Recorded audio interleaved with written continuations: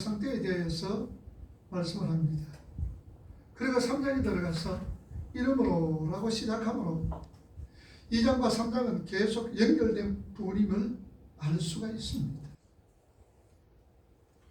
2장을 전체를 간략하게 요약하면 허물과 죄로 죽었고 이스라엘의 밖의 사람이라 약속의 언약에 대해서는 외인이었고 세상에서 소망도 없고 하나님도 없는 이방 사람인 에베소 교회가 유대인들과 화평하게 되어지고 하나의 새 사람이 되었을 뿐만 아니라 성도들과 같이 동일한 시민이요 하나님의 가족이요 사도들과 선지자들의 터 위에 세우심을 이뤘고 또한 주께서 가시기 위한 성전이 되어가고 있다는 것을 설명을 합니다.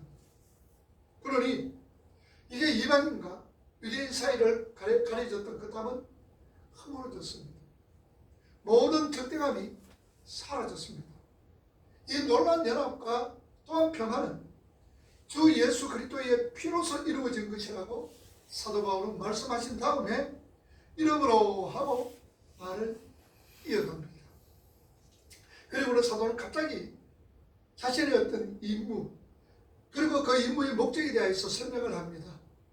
그리고 내가 왜 이렇게 로마 옥중에 갇힌가를 그 이유를 설명하고 자기가 당하는 환난으로 인하여서 내가 낙심하면 안 된다라고 부탁한 다음에 14절에서 다시 이름으로 하고 얘기를 이어갑니다. 그러니 오늘 우리가 읽었던 3장 1절에서 13절 말씀은 어떤 의미에서 삽입입니다.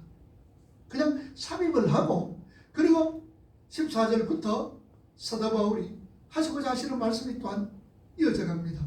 자, 그러니 여러분들 2장 마지막 절 한번 읽어보시고 14절로 읽으시면 되는 거예요. 312쪽 구약 신약성경 저 뒤쪽에 자, 한번 읽어봅니다. 2장 22절 말씀 천천히 시작. 너희도 성령 안에서 하나님의 거하신 족속가 되기 위하여 그리스도 예수 안에서 함께 저어져 가느니라. 그리고 나서는 14절로 이러므로 내가 각 족속에게 이름을 주신 아버지 앞에 무릎을 꿇고 비노니 그러면서 16절부터 나가고 있다는 사실입니다. 그러니 3장 1절에서 13절 말씀까지는 삽입고요. 2장 마지막 절 22절에서 바로 14절로 연결이 되어지면은 읽으면은 그렇게 연결이 되어진다는 말씀입니다. 사도 바울은 로마 옥중에 갇혔습니다. 그리고 초대교회 성도들에게는 점점 더 핍박이 환난이 닥쳐오고 있습니다. 자, 그럴 때에 믿음이 어리신 성도들은 환난 때문에 복음 자체를 의심하게 될까봐 사도 바울은 걱정스러워서 사도 바울 자신의 처지에 대하여서 확실한 해석을 하면서 에베소 성도들에게 고난은 오히려 영광이라는 것을 확인시키고 이야기를 이어갑니다. 오늘 저와 여러분들도 마찬가지입니다. 오늘 우리 믿음의 성도들에게 있어서 고난의 문제만큼 빈번하게 오늘 하나님의 백성들에게 혼잡스럽게 하는 것은 없습니다. 그때나 오늘날도 사람들은 똑같이 묻습니다. 왜 하나님은 자기 백성에게 시련과 환난과 역경과 고통을 겪게 하시는가? 내가 예수를 이렇게 잘 믿는데 왜 하나님을 잘 믿는 사람이 잘 되어야 할 때인데 무엇이든지 하면 만사 형통이어야 될 터인데 왜 이렇게 어렵고 힘들고 고통스러운가? 이런 의문점은 초대교회 성도들이나 오늘 저와 여러분들 오늘날 신앙생활을 하는 사람들과 똑같이 이런 어떤 혼란스럽고 또한 헷갈리는 경우는 없다는 사실입니다. 그래도 우리 예수 믿으면 복받은 자로서 세상에서도 잘 될 것으로 생각을 합니다. 만사형통이라고 생각되어집니다. 그런데 예수를 믿을수록 더 통을 취한다 그 말입니다. 예수를 믿으면 믿을수록 더 어렵고 힘들다는 얘기입니다. 사도 바울은 그의 서신에서 자주 고난의 이유에 대해서 설명을 합니다. 에베소 2장 13절 말씀 여러분 한번 읽어보세요. 13절 뭐라 그럽니까? 이제는 전에 멀리 있던 너희가 그리스도의 피로 가까워졌더라. 사도 바울은 자신의 고난에 대하여서 견디고 있을 뿐만 아니라 승리감에 돋치려서 환희에 넘쳐 있습니다. 그리고 사도는 자기의 갇힌 것에 대하여서 이렇게 말씀합니다. 빌립보 1장 12절 말씀 앞에 보세요. 뭐라고 얘기합니다. 읽어봅니다. 형제들아 내가 당한 일이 우리와 복음 전파에 질전이 된 줄을 너희가 알기를 원하노라. 자, 사도 바울이 옥에 갇힌 것은 뭐라고 합니까? 복음의 진보를 위하여서 복음의 진보가 될 줄 알고 사도 바울은 갇혔다는 얘기입니다. 뿐만 아니라 디모데에게도 이렇게 편지를 씁니다. 디모데후서 1장 8절 보세요. 자, 앞에. 그러므로 너는 내가 우리 주를 증언한가 너는 주를 위하여 갇힌 자인 나를 부끄러워하지 말고 오직 하나님의 능력을 따라 복음과 함께 고난을 받으라. 자, 무엇과 함께? 오직 하나님의 능력과 함께 복음과 함께 뭘 받아라? 고난을 받아라고 말씀을 합니다. 뿐만 아니라 사도 베드로도 똑같이 진술을 합니다. 베드로전서 4장 13절과 14절 말씀 보세요. 오히려 너희가 그리스도의 고난에 참여하는 것으로 즐거워하라. 이는 그의 영광을 나타내실 때 너희로 즐거워 기뻐하게 하려 함이라. 14절 너희가 그리스도의 이름으로 욕을 받으면 당하면 복 있는 자로다. 영광의 영 곧 하나님의 영이 너희 위에 계심이라. 왜 우리 믿음의 성도들이 고난이 복되다고 기뻐해야 될 것인가? 오늘 성경 우리에게 분명히 말씀합니다. 너희들의 고난은 복인 거야. 너희들의 고난으로 통해서 더 기뻐할 수 있는 거야 라고 말씀을 합니다. 우리가 고난과 역경으로 통하여서 하나님을 더욱더 가까이 하게 되고 고난과 역경을 통하여서 우리는 하나님을 더 깊이 알아가게 되는 신앙의 사람으로 세워진다는 사실을 우리는 늘 기억하셔야 되는 거예요. 오늘 본문에서 사도 바울이 무엇 때문에 갇힌 자가 되었다라고 말합니까? 그리스도 예수의 일로 내가 갇혔다라고 말씀을 합니다. 하나님께서 자기의 고난을 허락하고 계신다라는 것이지요. 그러니 사도 바울은 엄밀히 말하면 그리스도를 위한 그리스도의 제수인 거지. 예수를 위한 예수의 제수가 됐다는 사실입니다. 오늘 우리 믿음의 성도들 신앙 때문에 당하는 고난은 예수 그리스도의 손 아래에 있는 것입니다. 왜 예수님께서 우리 믿음의 성도들을 그리스도의 제수로 삼으십니다. 왜 저와 여러분들을 예수 그리스도의 제수로 삼으시냐? 그것은 우리 예수님께서 이 땅을 제수의 모습으로 가셨기 때문입니다. 그 그리스도의 고난에 우리를 동참시켜 주시는 것이지. 그 길이 바로 승리의 길이요. 우리를 그리스도의 제수로 삼으신 것입니다. 그것이 바로 행복의 길이다라는 사실입니다. 오늘 우리 믿음의 성도들이 고난의 길은 곧 승리의 길이요. 우리 믿음의 성도들이 고난의 길은 곧 무엇이냐? 행복의 길인 것을 오늘 우리에게 말씀해 주고 있다는 사실입니다. 골로새 1장 24절 말씀해 보면 사도 바울이 이 받은 고난은 그리스도의 남은 고난을 교회를 위하여서 내 육체에 채운다라고 말씀을 합니다.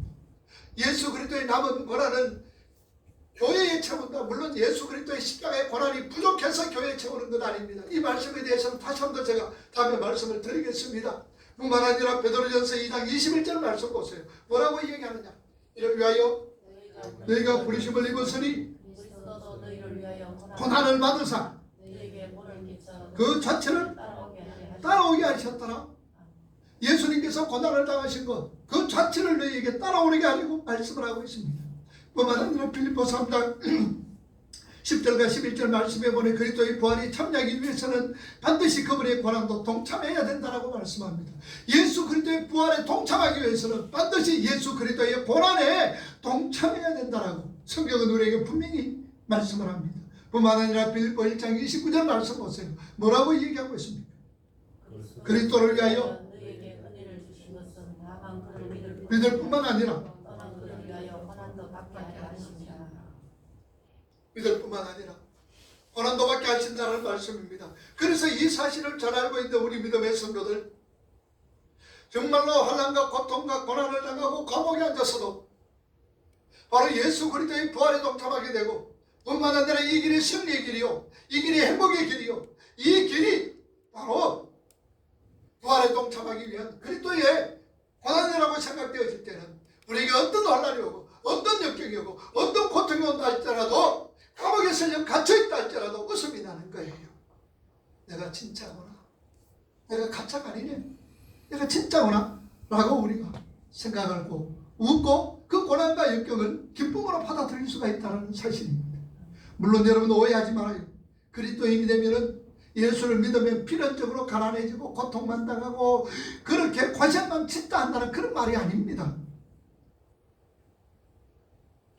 그리스도인의 신분에 맞게 가입하지 않고 바르게 살려고 노력하게 되면 그로 말미암아 어떤 모양으로든지 불이익을 경험하게 된다는 말씀입니다.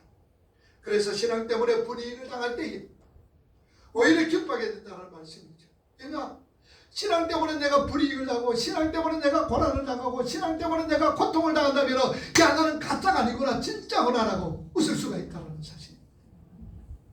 그리고 사도 바울은 나는 이방인들 너희들 때문에 감옥에 갇혔더라고 말씀을 합니다. 오늘 본문 말씀 1절 말씀 읽어보세요. 이러므로 그리스도 예수의 일로 너희 이방인을 위하여서 어디다 갇힌 자된 너희다. 오늘 본문의 1절 오늘 에베소 3장 1절 말씀이에요. 이방인을 위하여서 갇힌 자가 되었다라고 사도 바울은 말씀을 하고 있습니다. 사도 바울은 복음을 전하면서 특별히 이방인들의 구원에 대하여서 명확하게 전파를 했습니다. 그게 유대인들에게 자극이 되었고 미움을 받겠다는 사실입니다. 그래서 감옥까지 가게 되어졌다는 얘기죠. 자, 그렇다면 왜 사도 바울이 유대인들에게 미움을 사게 될 이방인들의 구원을 전했습니까? 안전하면 냅둬있네.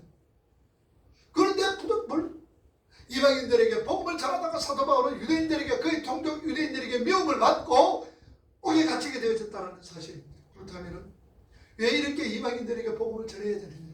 그게 바로 진리니까요. 진리니까 전하지 않고서는 되지 않는다는 사실입니다.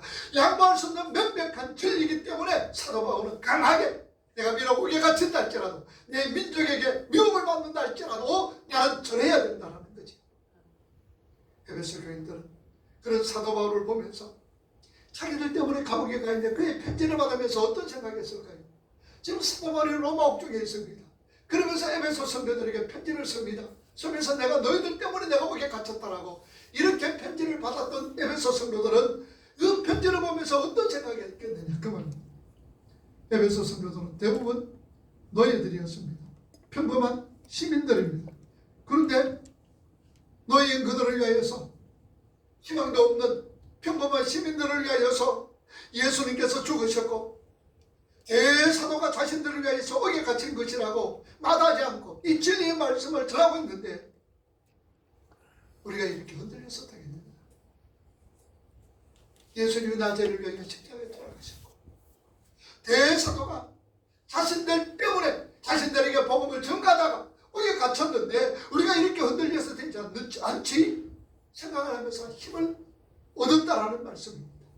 오늘 본문에 보면은 이방인과 유대인들이 한 성경 안에서 한 새 창조가 된 것을 뭐라 그러냐 비밀이라고 표현을 하고 있습니다. 여러분 비밀이란 이 말은요 두 가지 의미죠. 오늘 히브리어 헬라어 원문에 보면 미스테리온이란 말입니다. 우리가 영어로 미스테리라는 얘기 많이 하죠. 그래서 헬라어는 미스테리온. 이 미스테리온은 이 말은요 감추어져 있기는 있어요. 감추어져 있지만 그 감추어진 것이 드러날 때 감격을 더하기 위하여서 감추어놨다라는 사실입니다.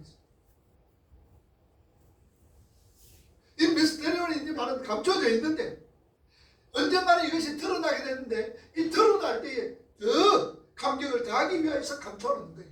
그러므로 이 단어는 감추기 위한 비밀이 아니라 어떤 사람에게 나타내기 위한 비밀을 가르칠 때 미스테리온이라고 합니다. 결국은 이 미스테리온이 드러나게 되는 거죠.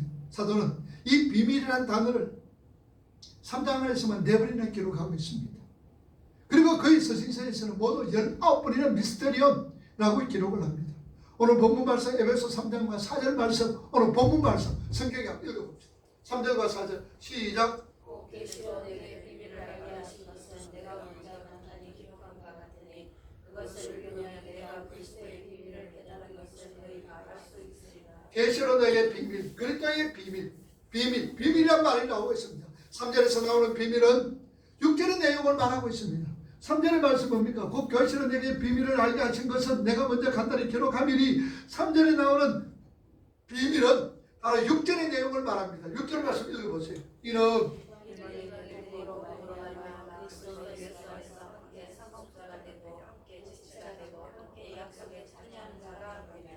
자, 그래 계시로 내게 비밀을 알게 하신 것 바로 6절 말씀 그 내용을 얘기합니다. 그 비밀은 무슨 비밀이냐? 그리스도의 비밀이라고 말합니다. 여러분, 우리는 그리스도의 비밀을 일반적인 비밀이다라고 그렇게 얘기하지. 그러니까 그 일반적인 비밀의 내용이 바로 이런 것입니다. 일반적인 비밀의 내용이 무엇이냐? 디모데전서 3장 16절 말씀 보세요. 뭐라고 그럽니까? 그러다 경건의 비밀이여 그렇지 않다는 이유보다 그는 육신으로 나타난 바 되시고 영으로 의롭다 하심을 받으시고 천사들에게 보이시고 만국에서 전파되시고 세상에서 믿음 받으시고 영광 가운데 올리셨다. 여기 경건이라는 이 말은 크도다 경건의 비밀이요. 경건이라는 이 말은 유세베이아란 말입니다. 원문에 보면 유세베이아라는 이 말은 복음의 개요. 거룩함이라는 뜻입니다. 그러니까 예수 그리스도를 갖게끔 복음의 비밀이라고 말씀을 하고 있습니다.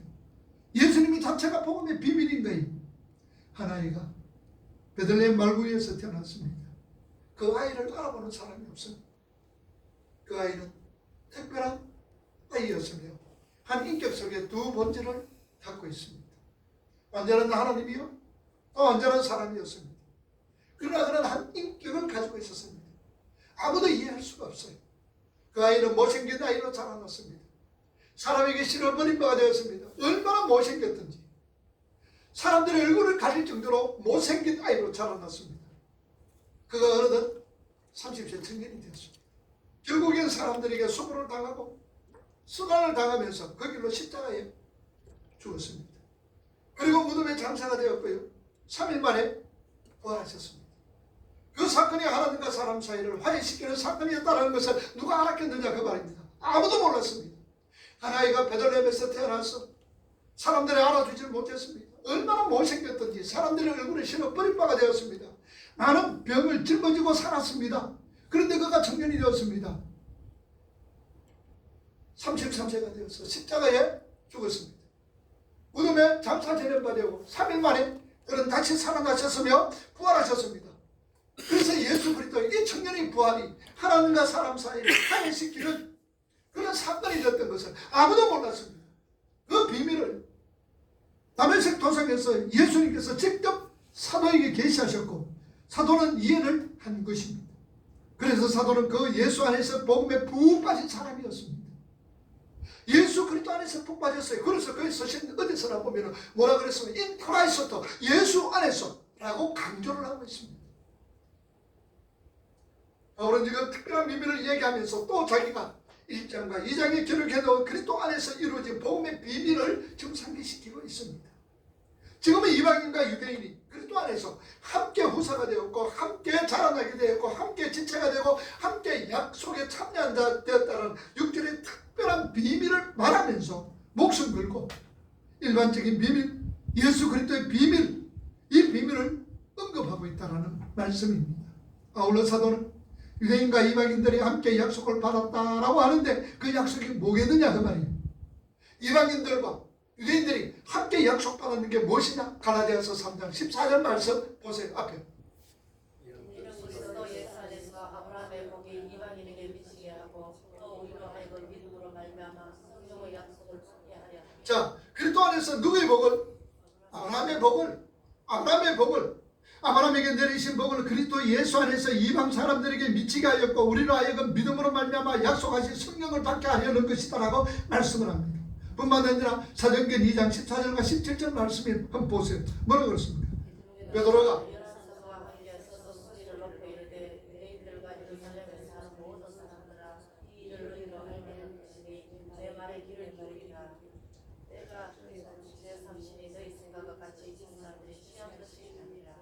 이런 여기로 말씀하신 것이니 17절 하나님의 말씀하시기를 말세가 내가 내 영을 모든 지체에 부어주리니 너희의 자녀들은 일어날 것이요 너희의 젊은이들은 환상을 보고 너희의 늙은이들은 꿈을 꾸리라. 자, 이 말씀을 요엘과 3 읽어봅시다. 요엘 2장 28절과 32절 말씀 보세요.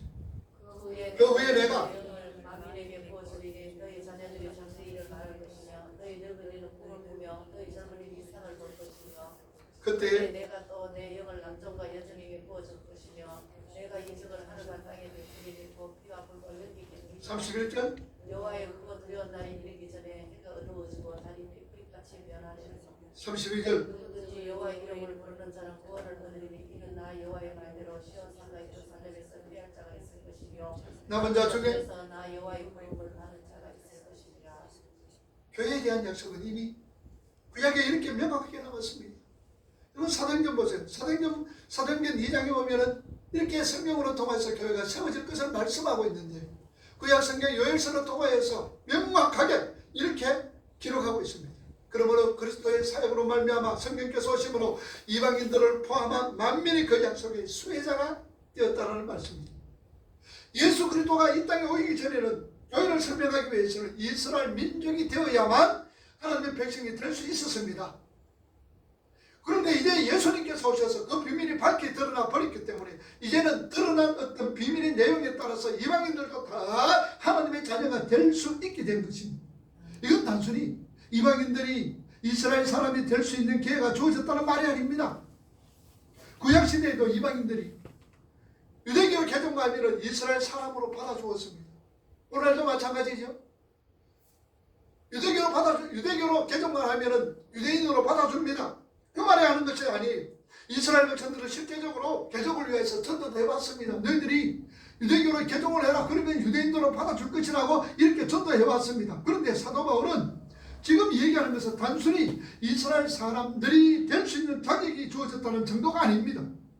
이제는 그리스도로 말미암아 예수 그리스도로 말미암아 완전히 다른 방법으로 예수 그리스도라는 방법으로 하나님의 백성이 되게 되었다는 것입니다. 유대인들은 유대인들이 되려면 유대교로 개정해야 유대인이 된다라고 얘기합니다. 왜냐? 구약시대 때는 유대인들이 구원받았기 때문입니다. 그런데 예수 그리스도로 통하여서 이제는 그런 방법이 아니다라는 얘기입니다. 예수 그리스도라는 방법 무엇입니까? 십자가 방법. 그 십자가로 통해서 하나님의 백성이 되게 하셨다는 사실입니다. 그런데 그 비밀을 반드시 하나님께서 알려주셔야만이 깨달을 수가 있다는 거예요. 우리 지식으로 깨달을 수가 없습니다. 우리 경험으로 깨달을 수가 없습니다. 성령께서 오셔가지고 이걸 깨닫게 해주신다는 말씀입니다. 갈라디아서 1장 보세요. 11절과 12절 말씀 보세요. 형제들아 내가 너에게 알게 하노니 내가 전한 복음은 사람의 뜻을 따라 된 것이 12절 이는 내가 사람에게서 받은 것도 아니요 오직 계시로 말미암는다라고 얘기합니다. 뿐만 아니라 마태복음 11장 27절에 보면은 내 아버지께서 모든 것을 내게 주셨으니 아버지 외에는 아들을 아는 자가 없고 아들과 또 아들의 소원대로 계시를 받은 자 외에는 아버지를 알 자가 없더라 그랬습니다.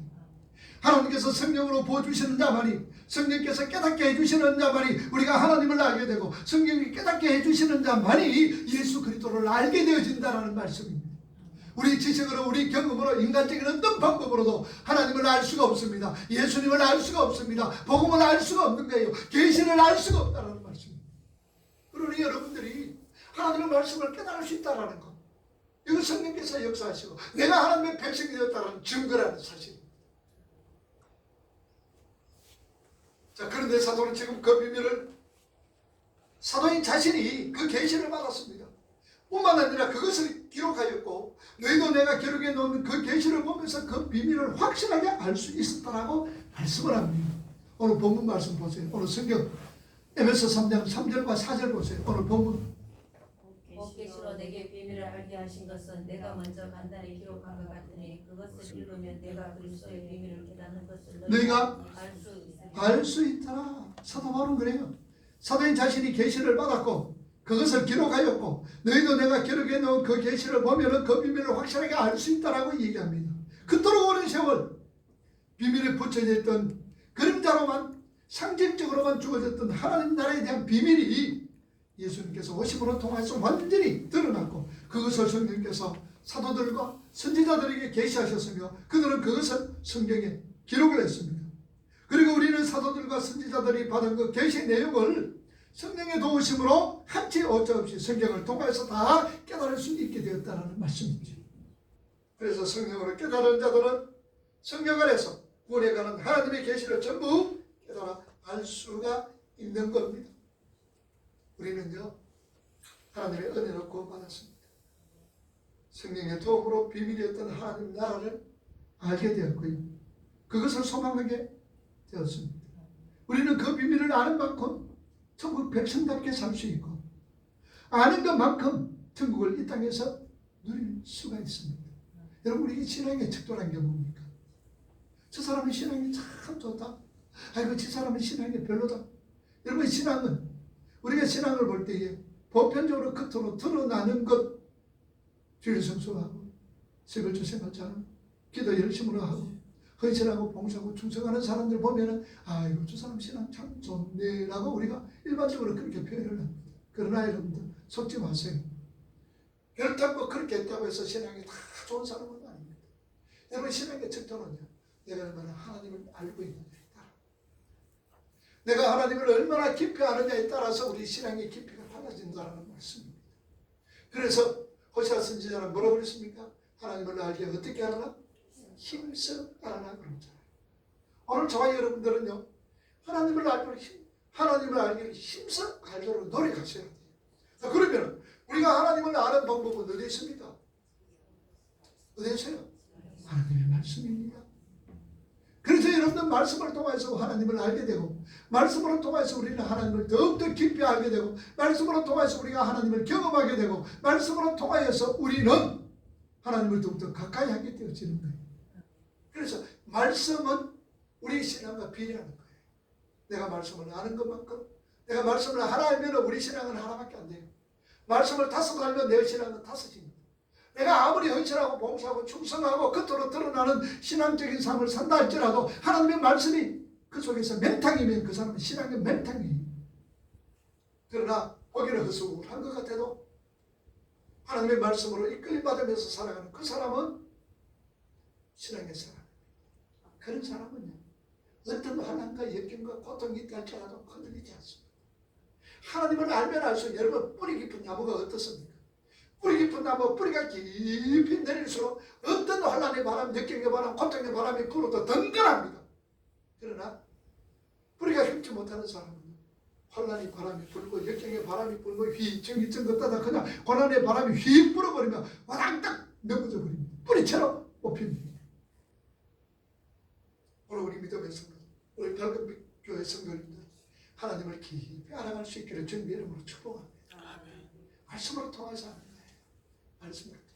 사람이 변화되지는 것, 뭐로 통하여 변화되진다 그랬어요? 사람이 변화되는 거예요. 기도로 통해서 변화되는 거예요. 기도하지 않고서 변화 안 됩니다. 그런데 그 기도는 뭐에 근거로 해서? 말씀에 근거해서 기도하는 거예요. 여러분, 사람을 변화시키고 뭔가 변화시키고 환경을 변화시키려면 기도 안 하면 변화 안 돼요. 우리가 당하고 있는 고난, 역경, 환경, 이 환경을 변화시키려면 우리는 무릎 꿇고 하나님 앞에 기도해야 되는 거예요. 그런데 기도하기 위해서는 뭡니까? 말씀에 근거한 기도가 되실 때에 환경이 변화되지는 거예요. 그러면 여러분, 보편적으로 환경이 변화되기를 원하지요. 그러나 환경이 변화되려면 뭐부터 변화돼야 돼요? 누구부터 변화돼요? 내가 변화되셔야 되는 거예요. 하나님, 저 환경 변화되기를 원합니다. 이 환난과 역경과 고통이 사라지기를 원합니다. 환경 변화시켜 주시옵소서. 여러분, 열심히 기도할 때 그 환경이 변화되기 위해서 내가 변화될 때에, 내가 변화되질 때 자연적으로 환경이 변화되죠. 여러분, 야복강가의 32장, 창세기 32장, 야곱이 지금 야복강을 건너기 전에 지금 누가 있습니까? 에서가 400명, 20년 동안 기다렸던 자기 형이 지금 칼을 갈면서 이놈 자식 내려오기만 해봐, 건너오기만 해봐 죽여버리겠다고 지금 400명 군사를 거느리고 왔었습니다. 그런데 야곱이 어떻습니까? 밤새 하나님 앞에 입신음을 합니다. 네 이름이 뭐냐? 아이고, 하나님, 내가 잘 살았는데 왜 이렇습니까? 하나님을 의지하면서 살았는데 왜 이렇습니까? 하나님을 기뻐하면서 살았는데 내가 왜 이런 어려움과 환난과 역경을 당합니까? 밤새껏 얘기하는 거예요. 난 신앙생활 잘했습니다. 나 하나님 어제 잘했습니다. 그럴 때 하나님께서는 그러면 네 멋대로 한번 살아봐라 이놈의 자식아. 그리고 한병뼈를 치고 갑니다. 그럴 때에 아이고, 나에게 복 주세요. 진정한 복을 주세요. 내가 가지고 있는 거 이게 복이 아닌 것을 그때 깨달았습니다. 세상의 모든 것, 세상의 많은 물질, 명예, 권력, 이것이 복이 아닌 것을 그때 깨달았습니다. 아이고, 내 복 좀 주세요라고 바짓자락 잡고 흔듭니다. 그럴 때에 하나님께서 네 이름이 뭐고 묻습니다. 그럴 때 나는 야곱입니다. 야곱이 뭐란 말입니까? 나는 거짓말장입니다. 나는 강도입니다. 나는 잘 속이는 자입니다. 사람은 덩치면서 살았습니다. 그래서 자신을 고백하는 거예요. 그래, 알았다. 지금부터 너 이름을 뭐라 해라? 이스라엘이라 해라. 이스라엘이라는 뜻이 뭐라 그랬어요? 하나님이 이기게 하시는 자다 그 말입니다. 우리가 이길 수 있는 것은 하나님이 이기게 해주셔야만 이기는 거예요. 그때 야곱이가 하나님이 주시는 직장을 잡고 평생을 살면서 쩔뚝쩔뚝하면서 젊어서 살았지만 그 소리는 하나님을 의지하는 직장이 놓지 않았습니다. 자신이 변했습니다. 변하는 그 순간에 누가 변했느냐? 에서의 마음이 변했다는 사실. 내가 변해야 돼. 그러면 우리가 변하려면 뭐해야 되면 우리 속에 비워져야 돼. 비움. 그래서 야복이란 말은 비움이란 말이잖아요. 판님. 히브리 말로 판님. 하나님의 얼굴이 되지만 그 속에서는 비움이란 말입니다. 내가 비워질 때에 내 환경이 변합니다. 환경이 변한다는 게 뭡니까? 내가 비워질 때에 그 환경 때문에 내가 울고 그 환경 때문에 괴로워하고 그 환경 때문에 하나님을 원망하고 그 환경 때문에 사람을 원망하는 내가 비워지니까 바뀌어지니까 그 환경을 바라보면서 오히려 하나님이 나에게 보게 됩니다. 오히려 내가 이 고난으로 인해서 더욱더 하나님을 의지하게 되고 내가 하나님을 믿게 되고 하나님을 더욱더 가까이 하게 되고 하나님을 더 깊이 알게 되었구나. 오 할렐루야 감사합니다로 바뀌어진다는 사실입니다. 이제는 환경이 안 바뀌어도 괜찮아요. 역시 부담한 상태입니다. 역시 내 몸에 그냥 병든 상태입니다. 그러나 내가 비워지고 바뀌어지니까 오히려 이 병들린 게 오히려 부도난 것이 오히려 고난과 역경이 기쁨이요 즐거움이요 감사합니다. 이래 바뀌는 거예요. 이래 바뀌는 거예요. 누구를 통하여서? 하나님을 알 때. 그리고 하나님을 알고 열심으로 기도할 때. 열심으로 기도 안 하면 여러분들 변한다고 생각하지 마세요. 기도 안 하면 안 변해져요. 안 변해져요. 기도하세요. 근데 기도 어떻게 하라고 그랬죠? 기도하는 것도 내가 가르쳐 줬잖아. 기도 어떻게 하라고 그랬어요? 하나님, 내가 어떻게 얘기해 주세요? 긍휼히 얘기해 주세요. 하나님, 내 도와주이소. 하나님, 내 살려주이소. 이게 기도잖아, 여러분. 기도는 무슨 언어로 하라고 그랬어요? 관계적 언어로 하라고 그랬잖아요.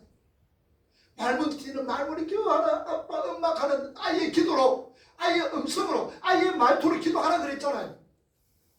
이건 무슨 언어라고? 관계적 언어라고 그래요. 관계적. 이렇게 기도하는 그 말이니까 뭐 좋은 말 하려고 그러지 마세요. 그냥 듣기 위해서 듣는 거라고 생각하지 마세요. 기도하다가 말문 막혀도 괜찮아요.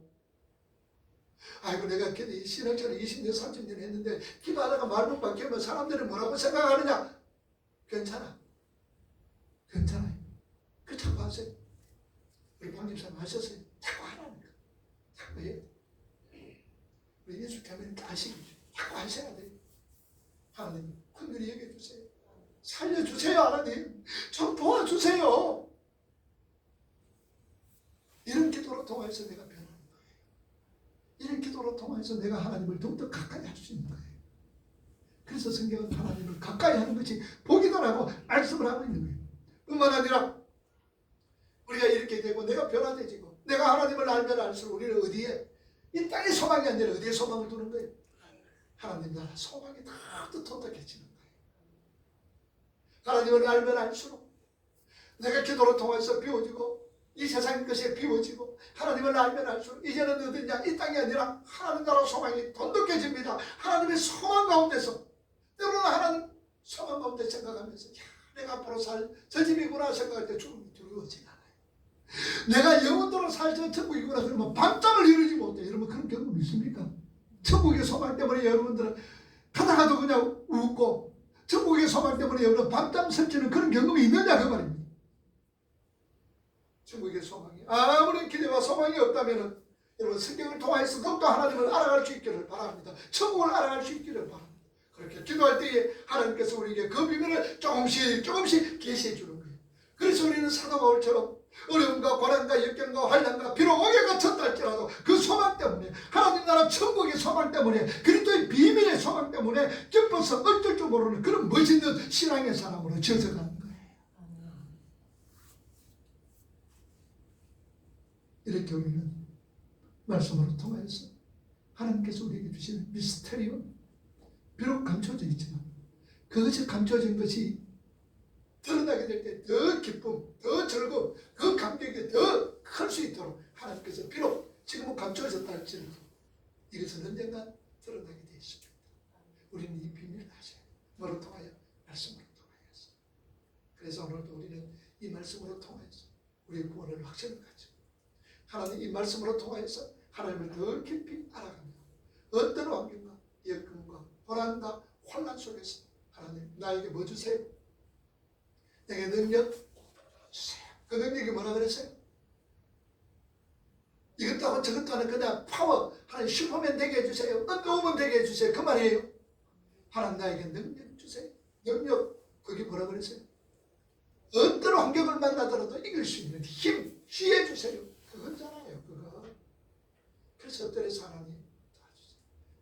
이 환경 극복할 수 있는, 이 어려움 벗어날 수 있는, 이 어려움을 이겨갈 수 있는 하나님 그 능력, 그 힘, 그 지혜를 하나님 허락하여 주세요. 그리고 내 속에서 하나님 나라에 대한 소망, 천국에 대한 소망이 더욱더 차게 하여 주시옵소서. 천국의 소망 가운데서 이 세상은 나그네 결과는 나그네 나의 집은 저 하늘처럼 있고 하늘에서 천사들은 나르라고 하늘에서 부르니 나는요 이 땅에 있을 마음 없어요. 이 세상은 어젯밤의 꿈과 같은 장막지, 그 기쁨은 저마다 물거품 같고 해 아래서 바람 잡는 것과 같은 어때니 나는요 주님만 섬기며 살래요. 이 세상 나의 집은 아니요 우리 구주 머지않아 다시 오실 때 천사들은 하늘에서 나를 알고 부르니 나는요 이 땅에 있을 마음 없어요. 어떤 자는 하나님 나라에 대한 소망이 통독한 자, 이 세상 나의 집은 아니요 우리 구주 머지않아 다시 오실 때 이 찬송 부르는 거예요. 기도합시다.